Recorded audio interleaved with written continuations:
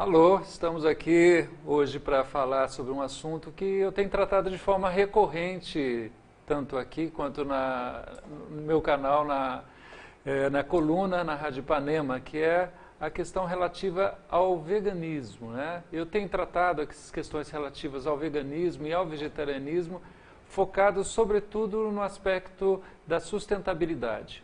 O quanto que a produção de carne para a humanidade, lembrando que nós somos 7 bilhões de pessoas e para alimentar com carne, com produtos de origem animal, esses 7 bilhões, existem 70 bilhões de animais no planeta. Isso está se tornando insustentável e eu falo muito sobre isso e, inclusive, um dos motivos pelos quais eu trilhei esse caminho de entrar no vegetarianismo e hoje ser vegano. Mas quando a gente fala isso, seja na nossa coluna, seja aqui, seja no dia a dia, as pessoas normalmente têm perguntas relativas aos aspectos de saúde, né? O quanto que isso impacta na saúde, algumas pessoas acham que isso impacta de forma negativa, como é que não é. E eu conheci uma pessoa via redes sociais, as redes sociais nos dão esse privilégio, às vezes, de conhecer pessoas que pensam como a gente, pessoas com as quais a gente tem identidade, né?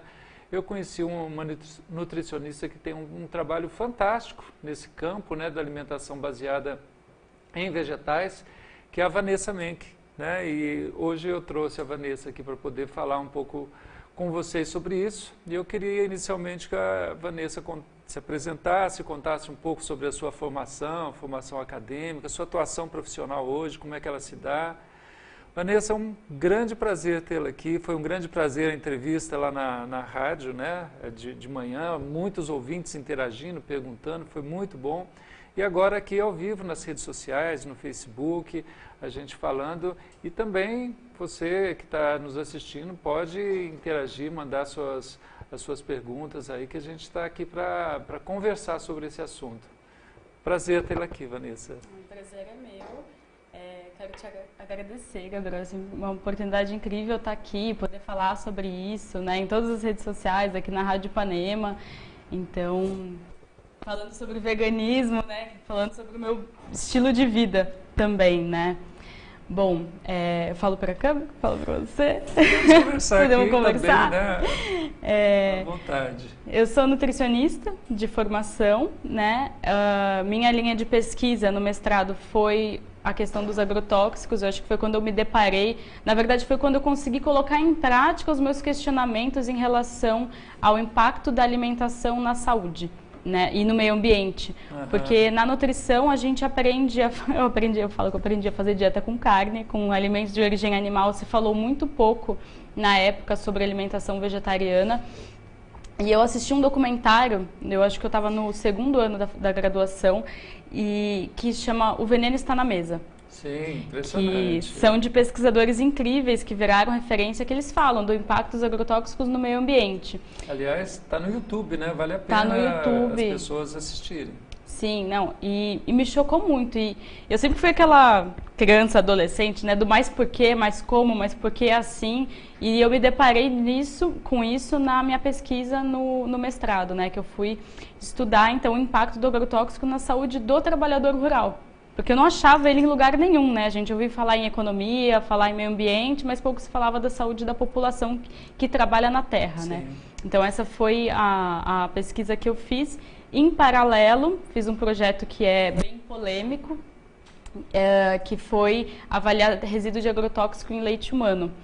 E esse daí, os dados ainda são um pouco mais, como é que fala? Tem um pouco mais de cuidado na hora de serem divulgados e tal, então está um processo de análise ainda. Mas voltando um pouco, com relação ao impacto na saúde do trabalhador, isso é muito grande, né? Tem muita coisa já consistente, já demonstrada com relação a doenças, mortes, né? A gente tem um problema quando a gente vai avaliar na população, na verdade não um problema, uma dificuldade de diagnóstico, de detectar que a pessoa ela tem um problema de saúde por conta da exposição aos agrotóxicos. Por quê? Nós estamos expostos à poluição, a um tipo de alimentação, a químicos, enfim, a várias coisas. Então é difícil a gente detectar a origem, porque essa intoxicação ela vai se manifestar de forma crônica. Então, em problemas respiratórios, em problemas hepáticos, enfim. Então, a gente tem ali o resultado da doença. No trabalhador rural, não. É ele que fornece os dados mais reais e mais precisos para a gente. Porque é ele que está com a mão no veneno, é ele que está com a mão no produto. Então, é nele que a gente consegue ver a intoxicação aguda, que é na hora. Então, são os melhores dados que a gente tem, a melhor referência que a gente tem hoje são realmente estudar os trabalhadores. Certo. E aí depois você fez essa pesquisa relacionada com os resíduos agrotóxicos no leite, né? E um dos resultados que saiu das pesquisas que eu fiz é que a população vegetariana é exposta a menos agrotóxicos do que a população que come carne. Isso parece um contrassenso, né? É um contrassenso. Tem muita gente que pergunta, fala, você come vegetais, você está mais exposto a agrotóxicos do que a gente que come animal, né? Exatamente. E por que isso acontece, né? Os agrotóxicos, a maioria deles é lipossolúvel. O que isso quer dizer? Que eles têm uma afinidade, uma semelhança com a gordura. E o vegetal, ele não tem gordura. Então, ele tem uma capacidade menor de armazenar o agrotóxico na planta do que um animal. Né? Então a carne, o leite, enfim, eles armazenam mais no tecido adiposo e quando a gente come a gente está mais exposto do que o contrário. O que leva, eu acredito, a esse contrassenso é que a gente tem as pesquisas do setor público que avaliam resíduos de agrotóxicos em alimentos de origem vegetal. O nosso setor público não avalia os alimentos de origem animal. Isso não quer dizer que eles não estão, que eles não tenham também. Quer dizer que foi avaliado em frutas, verduras e hortaliças, né? E tem efeito cumulativo, né? O animal vai comendo vegetal e vai acumulando agrotóxicos. Então, de repente, ele tem uma quantidade muito grande. Tem um conceito que a gente diz que é bioacumulação, que a cada etapa da cadeia alimentar, ele não só se acumula, como ele vai se multiplicando por conta de processos metabólicos. Então, se você pensa que a soja, ela tem muito agrotóxico, mas a vaca comeu a soja, o ser humano comeu a vaca, então quando chega no ser humano está numa quantidade muito maior do que quando estava ali na soja. Por via alimentar, né? Eu não estou pensando em exposição ambiental, de pulverização, por via de alimentação mesmo. Tá. E aí você terminou sua graduação, fez mestrado, e aí como é que está a tua atividade hoje profissional nesse campo? Minha atividade profissional hoje, eu falo que eu trabalho na solução, né? Então, eu pensava, depois que eu terminei o mestrado e me deparei com vários problemas, eu pensei, ok, então como eu posso me posicionar como profissional nutricionista para melhorar esses aspectos na população e para fazer com que as pessoas entendam melhor isso e que, se quiserem fazer uma transição alimentar, uma alimentação mais saudável, como que eu posso ajudar? Então, hoje eu trabalho com consultório, então se a pessoa ela quer, enfim, quer fazer alguma transição, quer melhorar a alimentação, eu atendo ela individualmente e eu trabalho também com o setor público. O setor público é dentro de um projeto que chama Alimentação Consciente Brasil, que dá consultoria de saúde e sustentabilidade, principalmente a gente trabalha com Secretaria de Saúde e Meio Ambiente. Então, como que é o trabalho? É feito toda uma conversa com o setor público, né? E é oferecido um selo de liderança em saúde e sustentabilidade para as prefeituras que aderem ao projeto. Como que acontece esse projeto? E como que é oferecido esse selo, né? Com a redução de 20% do oferecimento de alimentos de origem animal, principalmente na merenda escolar. E nas prefeituras que oferecem também um bom prato e trabalham com essas outras vertentes de alimentação também é válido, normalmente o projeto entra nelas também. Então, são construídos cardápios só com ingredientes de origem animal, baseado na cultura alimentar do lugar. Então, quando a gente pensa em alimentos mais saudáveis ou sem nada de origem animal, o brasileiro já remete à saladinha, né? Sim, a claro. dieta, essas coisas. E não tem nada a ver com isso. Nós criamos cardápio como feijoada. Assim, o projeto, ele trabalha... Eu sou uma das nutricionistas que trabalha no projeto, mas tem médicos, nutrólogos, ambientalistas, chefes de cozinha. Então, é toda uma equipe que trabalha dentro dessa empresa para oferecer alimentação de qualidade, com base científica e toda contextualizada para o ambiente. Então aí os cardápios, eles contemplam risoto, contemplam feijoada, estrogonofe, então tudo com os alimentos que são licitados naquela prefeitura. Então a gente tem ali o desafio de construir as receitas baseadas naquilo que já é oferecido. Legal. E são feitas propostas de novos alimentos que estejam ali de acordo com a questão financeira, né, da cidade e tal, para que entrem novos produtos no processo de licitação. Hoje nós estamos em algumas cidades já, então em Cuiabá, na cidade e no estado, Lucas do Rio Verde, Sinop, né, todas no Mato Grosso, os Institutos Federais do Sul de Minas, então são 7 que aderiram a esse projeto. Nossa, que beleza. E é interessante que são vários lugares que trabalham muito forte com agronegócio, né? E eles se interessaram pela questão de saúde, né? Por esse equilíbrio alimentar. Semana que vem começam os treinamentos em São Gonçalo e na seguinte em Niterói, aí no Rio de Janeiro.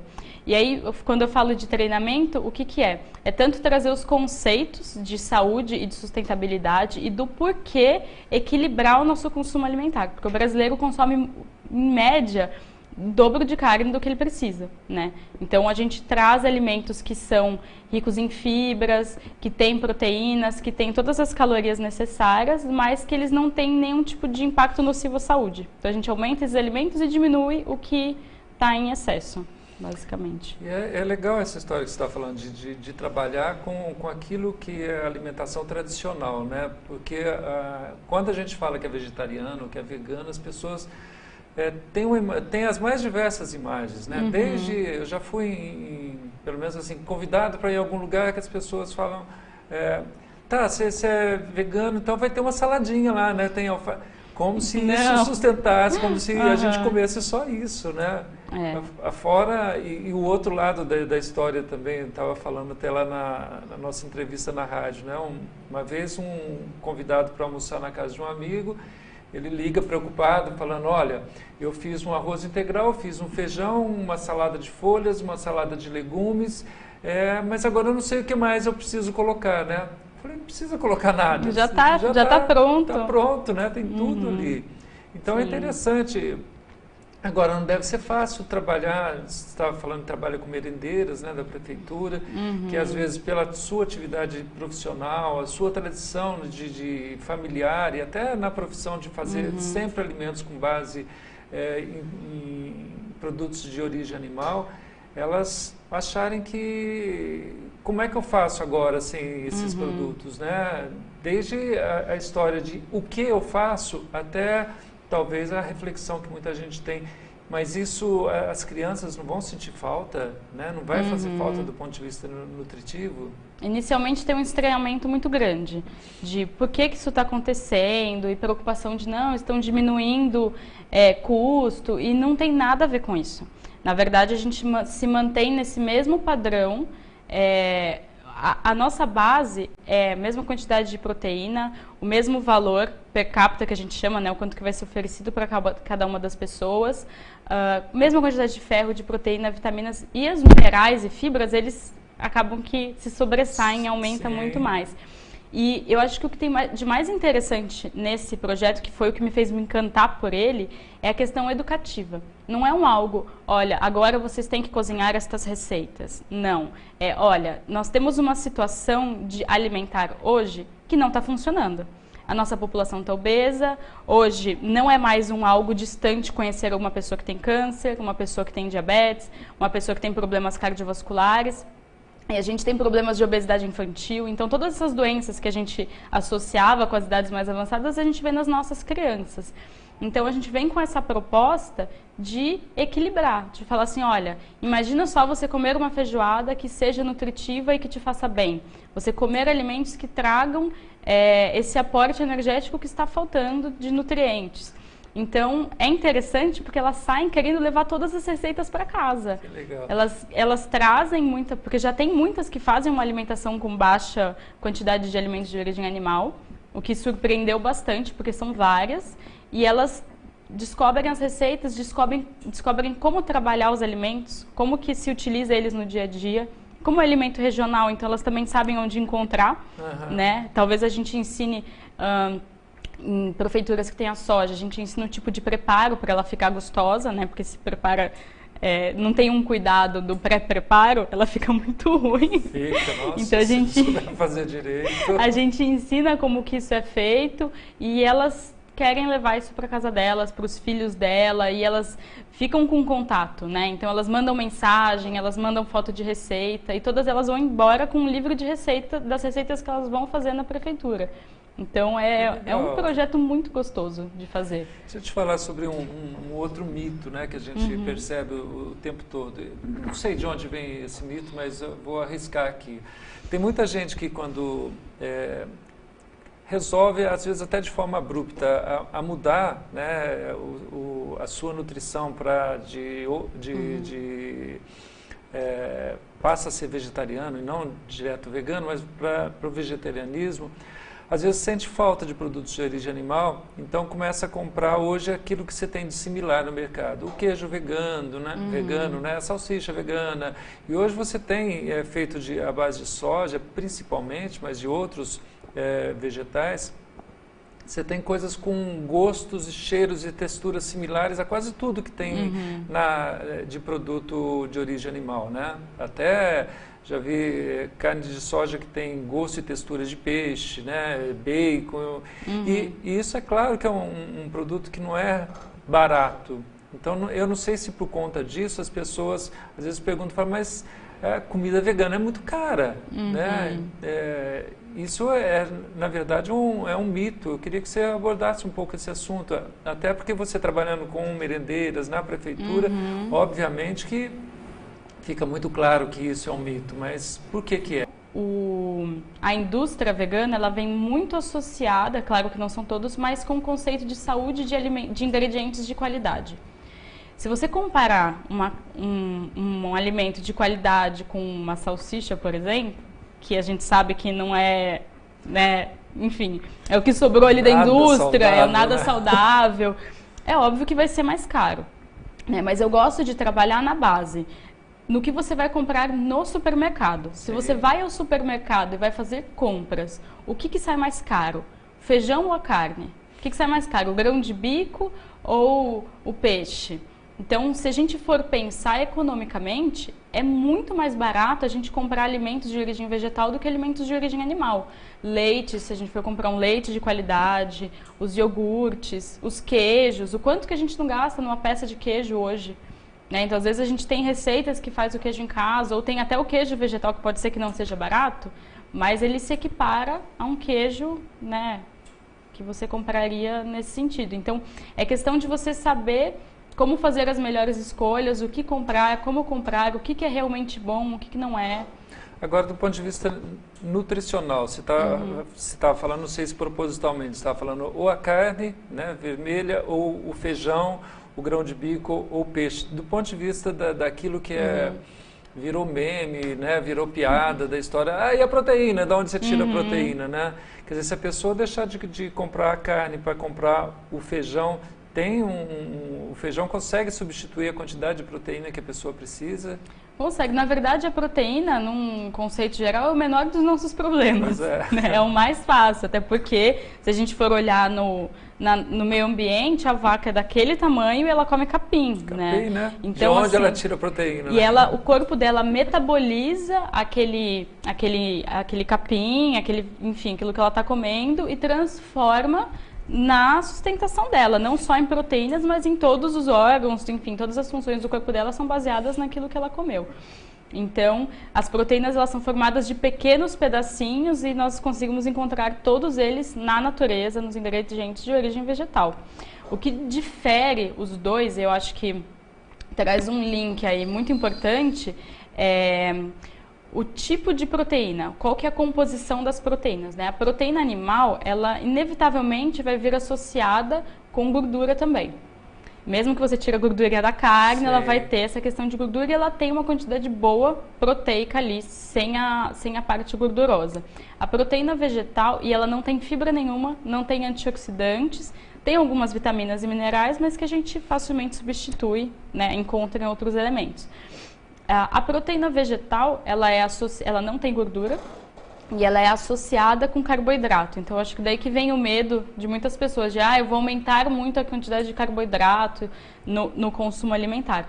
Mas ela é uma proteína que é extremamente rica em fibras, em antioxidantes, então ela ajuda a regularizar o intestino, ajuda a diminuir colesterol, o que na outra tem colesterol. Então, só de você, às vezes, fazer um balanço, você já consegue equilibrar a sua saúde, enfim, nesse sentido. E aí, uma coisa que é muito interessante é que, como a carne ela é gordurosa e ela é difícil de ser digerida, você fica com aquele peso depois que come no estômago, Sim. né? Até ela te fornecer energia, você vai gastar algumas horas para quebrar ela em pedacinhos menores. Então, no começo ela dá sono, depois ela fornece energia algumas horas depois. A proteína vegetal ela é tão bem assimilada pelo nosso organismo que se a gente não equilibra bem, a gente logo fica com fome. Né? Então, muita gente fala assim, eu virei vegetariano, vegano e eu fico com fome o tempo todo. Sim, é verdade. Mas é porque às vezes falta a questão das gorduras boas, que a gente chama, né? De a gente equilibrar essa questão, porque a proteína às vezes está perfeita, mas falta gordura e é questão de um olhar mais atento ali para a alimentação de cada um, né? E uma outra coisa, as pessoas, muitas vezes eu vejo, e hoje até a gente conversando com algumas pessoas aqui na própria emissora, né, assim, eu vejo algumas pessoas procurando, às vezes, esse tipo de alimentação, e não propriamente o veganismo, mas uma alimentação mais equilibrada, com menos produtos de origem animal, de uma forma preventiva, no sentido, eu quero uma alimentação mais saudável, que eu quero cuidar mais da minha saúde, né? Tem esse tipo de público. Mas tem também gente que, por exemplo, te procura profissionalmente porque tem uma doença e acha que a cura pode estar na mudança do hábito alimentar. Que experiência você tem nisso? Doenças, a gente vê muito falar de doenças crônicas como diabetes, associada, evidentemente, e já isso comprovadamente associada à alimentação. Como é que é essa história? Muita gente vem por recomendação médica. Né? Hoje o brasileiro ele consome em média 180 gramas de carne por dia, de alimentos de origem animal, né? E a recomendação é que seja 100 gramas. Então a gente já está excedendo. Nossa, é quase o dobro. É quase o dobro. Tem cidades que, por exemplo, em Sinop, ali que eu estava semana passada, o consumo médio é 220 gramas por dia. Então tem esse balanço. Então a gente já encontra um excesso, né? Então, quando a gente vem com uma proposta de diminuir os alimentos de origem animal e aumentar os de origem vegetal, a gente está na base do equilíbrio da balança. Se está em excesso aqui, com certeza está faltando em algum lugar. Então, as pessoas vêm com essa busca de incluir aquilo que está faltando. E é claro que se você tira um grande causador de doenças e inclui grandes curadores de doença, se você faz a troca 100%, a sua cura é muito mais rápido. A gente vê reversão de doenças em questão de meses.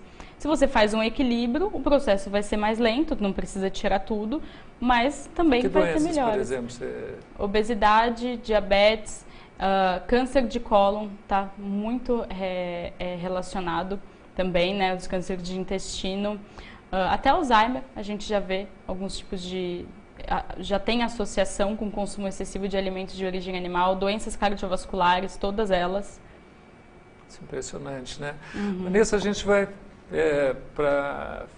finalizando o nosso encontro aqui, sempre mais uma vez agradecendo a tua presença, mas queria nessa história que eu estou falando da evolução do veganismo, a gente sente isso na oferta, né? Na quantidade de ambientes que hoje você tem, comerciais, ofertando esses produtos, seja em mercados, seja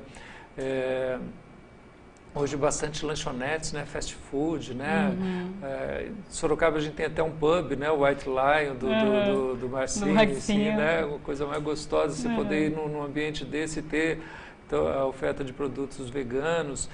Mas uma coisa que me espantou muito recentemente, e você também deve estar percebendo isso, um dado que foi divulgado, que nos Estados Unidos, nos últimos 3 anos, cresceu em 600% o número de veganos. 600% em 3 anos é muita coisa. E outro dado também que eu achei excepcional é que tramita no Congresso estadunidense um projeto de lei que visa proibir os leites vegetais de usarem a terminologia leite, né? Porque está havendo uma competição muito grande com leite de origem animal. As pessoas estão deixando o leite de origem animal para poder usar o leite vegetal, sobretudo, não para tomar, mas em receitas. Então, isso me remete a uma pergunta a ser feita para você também, porque tem muita gente que fala quando a gente come um pão vegano, um bolo vegano, né, um doce vegano. Mas como é que você faz se você não tem ovo, se você não tem leite, se não tem manteiga, né? Dá para fazer, tem consistência legal, tem agregação, essa coisa, fica tudo esfarinhado, fica tudo ruim, né? Como é que é isso? É uma redescoberta da gastronomia, né? Para mim foi muito interessante, porque foi a partir do momento que eu me tornei vegana, porque vegetariana ainda é fácil, os ingredientes que você usa ali, os ovos, o leite, são mais fáceis de você trabalhar em receitas. Mas eu comecei realmente a entender o potencial dos alimentos dentro de uma receita, dentro da culinária. Porque você faz o mesmo alimento, só que você usa ingredientes diferentes. Não necessariamente todos, mas alguns eles vão ser diferentes. Então, um ingrediente que vai dar liga, que vai dar consistência, que vai deixar o bolo fofinho, que vai fazer... A pizza, na verdade, nem precisa, né, dos ingredientes. Então, na massa não necessariamente tem que ir, se colocar alguma coisa é luxo, né? Mas você vai utilizar outros ingredientes e você pode apresentar aquele alimento, aquele bolo, aquele pão. Se você não falar que é um pão vegano, as pessoas não vão nem perceber. Vai ser um pão saboroso, fofinho, perfeito. Em casa a gente faz, às vezes, algumas coisas e a pessoa se surpreende, né? Fala, nossa, mas... Doces. Porque a impressão, hoje talvez cada vez menos, né? Porque você tem, a gente vai fazer uma festa esse final de semana, estava procurando doces veganos, né? Hoje você tem local que exclusivamente faz doces veganos, né? Brigadeiro, não sei o quê, papapá. Mas ainda fica sempre a impressão, né, de que vegano, vegetariano só come alface, cenoura, né, passa a ser aquela coisa quase de... É um sacrifício ser vegano, né? Porque você tira tudo de gostoso que tem na tua vida e não substitui por nada de A época que o saboroso. vegano era magrinho, ela já ficou longe. Hoje a gente tem tanta coisa gostosa para comer, lanches, doces, nossa. Você sabe que quando eu comecei num processo que foi a primeira abolir a carne vermelha, e a vertente minha era, na época ambiental, tinha lido um artigo do impacto, né, da carne vermelha, especialmente na destruição das florestas. Eu morava em São Paulo e dos poucos restaurantes que tinha um na Rebouças que chamava Integrão, né, que ele tinha uma vertente de macrobiótica. Então, que é aquela coisa bem insossa, né? Assim, o arroz integral, sem tempero, né? Você come uma coisa com alho, você não pode comer com cebola, né? E assim, de fato, eu acho que é essa a impressão que fica para a maior parte das pessoas, né? Sim. É uma coisa ruim, sem sabor, e eu vou deixar tanta coisa gostosa de lado. Não, mas felizmente hoje você tem muita coisa boa, né, saborosa sendo feita com produtos sem origem animal. Aqui em Sorocaba eu já considero um polo. Né? Nós temos muitas opções de restaurantes, de lojas que vendem produtos. Até nos mercados hoje a gente vê um oferecimento grande, tanto de congelados, leites. É fácil da gente encontrar os ingredientes de origem vegetal que substituem bem ali. Nossa, hoje é muito, muito fácil, felizmente, né? Vanessa, para terminar, eu queria só que você deixasse um contato seu, um site, ou rede social, para que as pessoas possam, eventualmente, até ter um encontro profissional com você, ou tirar alguma dúvida, porque esse tema gera sempre muita dúvida, muito debate e tal. Então, agradecendo mais uma vez a tua vida aqui, viu? Deixa o contato aí para o pessoal. Tá. O meu Instagram e meu Facebook é NutriVanessaMenck, com CK no final. E meu site é www.nutrivanessamenck.com.br. Legal. Obrigadão. Eu que até agradeço. a próxima. Até.